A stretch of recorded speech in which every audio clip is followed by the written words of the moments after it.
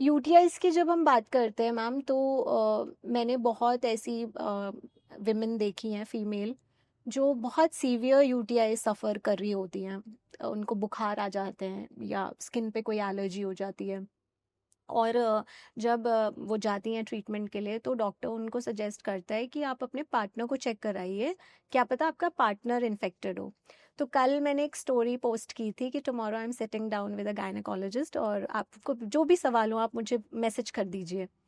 तो एक ने मुझे बोला कि आप अपनी गायनेक से ये ज़रूर पूछना कि जो ये मेन का होलियर देन दाओ वाला एटीट्यूड है कि मुझे तो इन्फेक्शन नहीं हो नहीं हो सकता, सकता। Because I have read it somewhere कि उनमें सब क्लिनिकल इन्फेक्शंस होते हैं जो मैनिफेस्ट नहीं होते जल्दी, साइलेंट सिम्टम्स होते हैं, और गर्ल्स के क्योंकि ओपन ऑर्गन्स होते हैं उस तरीके से, तो वो ज़्यादा जल्दी सफ़र करती हैं। एक तो वो अपना ट्रीटमेंट नहीं कराएंगे, दूसरा कॉन्डोम यूज़ नहीं करेंगे। उनको ऐसा लगता है कि डूइंग इट रॉ इज़ बहुत ज़्यादा फैसिनेटिंग, उनको जो भी लगता है।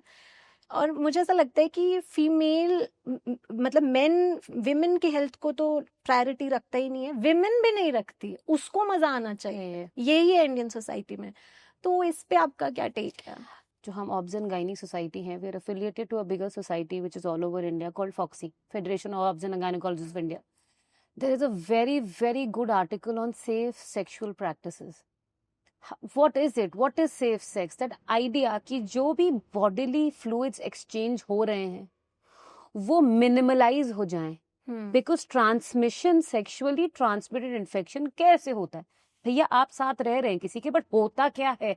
Why does it happen? Because vaginal fluids, seminal fluids, they are basically body fluid. For example, मेरा खून बह के यहाँ ब्लड क्लॉट हो गया तो उस पर बैक्टीरिया जम जाएंगे, प्यूट्रीफाई होगा, बदबू भी आएगी, बैक्टीरिया भी लग सकते हैं. That means our body fluids are prone. हम वो उसमें इतनी क्षमता होती है कि उसमें इन्फेक्शन हो सके, कीटाणु उस मीडियम में ग्रो कर सके. कि मैंने कहीं किसी जगह स्पिरिट डाल दी, सैनिटाइजर डाल दिया, तो मैंने क्या किया, मैंने उस बैक्टीरियल सरफेस को क्लीन कर दिया. सो जब हम बॉडी फ्लूइड्स की बात करते हैं, they are capable of getting infected. तो why are we talking of safe sex? एक प्रिवेंट करने के लिए sexually transmitted infections, unwanted pregnancy avoid करने के लिए, पेल्विक इन्फेक्शंस अवॉइड करने के लिए, male to female, female to male transmission of infections prevent करने के लिए. इसीलिए हम चाहते हैं कि क्या कॉन्सेप्ट है सेफ सेक्स का? Talk to your partner, discuss. Don't rush into the process.